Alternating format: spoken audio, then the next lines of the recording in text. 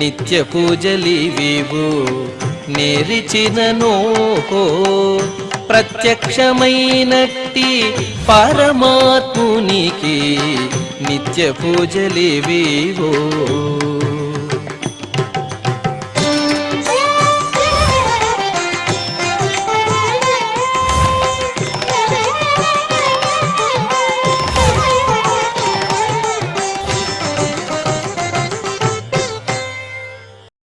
ఓం నమో వెంకటేశాయ.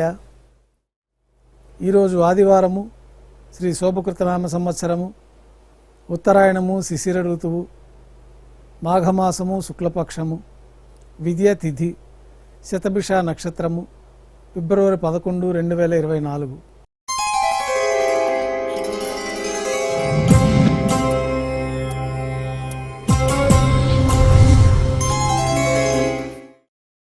మాధ్యాహ్నిక ఆరాధనలో భాగంగా బంగారు పంచపాత్రలో శుద్ధ జలాన్ని నింపుకొని స్వామివారికి ఉత్సవమూర్తులకు ఉపచారాలు సమర్పించి తులసీదళములతో అష్టోత్తర శతనామార్చన నిర్వహించి మాధ్యాహ్నిక నైవేద్యంలో భాగంగా అన్నప్రసాదాలు, పన్యారాలు నైవేద్యంగా సమర్పించి భక్తులను సర్వదర్శనానికి అనుమతిస్తారు.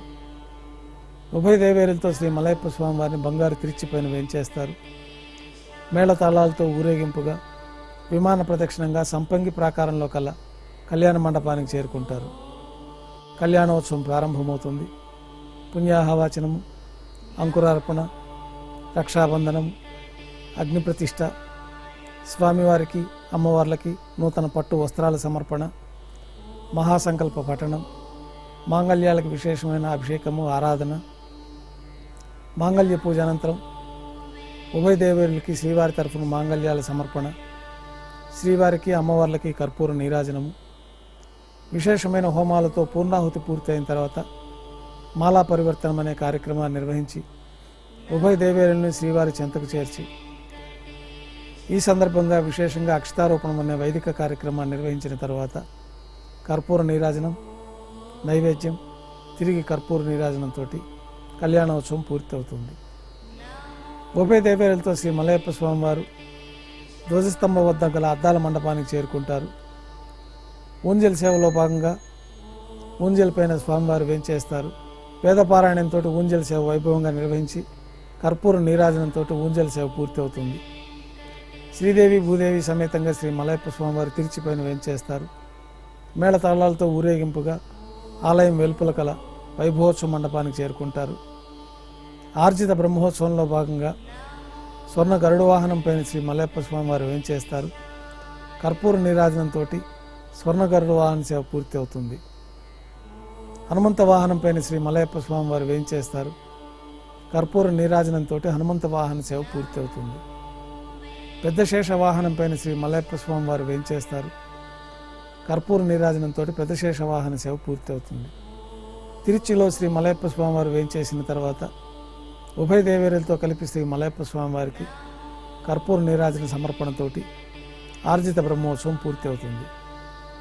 సాయం సంధ్య వేళలో 1000 దీపాలతో అలంకరించబడి ఉన్న సహస్ర దీపాలంకరణ సేవ మండపానికి ఉభయ దేవేరులతో శ్రీ మలయప్ప స్వామివారు వేంచేస్తారు.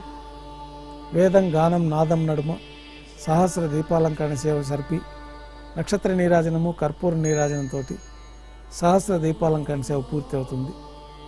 ఉభయ దేవేరులతో శ్రీ మలయప్ప స్వామివారు 4 తిరువీధులు ఉత్సవం జరుపుకుంటూ భక్తులను అనుగ్రహించి ఆలయంలోకి వేంచేస్తారు. ఆలయంలో నైవేద్యం పూర్తయిన తర్వాత గర్భాలయంలో వేంచేస్తారు. వెంటనే రాత్రి తోమాల సేవ ప్రారంభమవుతుంది. ఉదయం సమర్పించిన పుష్పమాలికలన్నీ సళ్లింపు చేసుకొని గర్భాలయాన్ని శుద్ధి చేసుకొని పంచపాత్రలో శుద్ధ జలాన్ని నింపుకొని శ్రీ వైఖానస ఆగమోక్తమైన విధానంలో దేవతామూర్తులందరికీ ఉపచారాలు సమర్పించి కొత్త పుష్పమాలికలతో మూలమూర్తికి, ఉత్సవమూర్తులకి అలంకరణ జరిపి చతుర్వేద మంత్రాలతో మంత్రపుష్పాన్ని సమర్పించి నక్షత్రహారతి, కర్పూర హారతితోటి రాత్రి తోమాల సేవ పూర్తి అవుతుంది.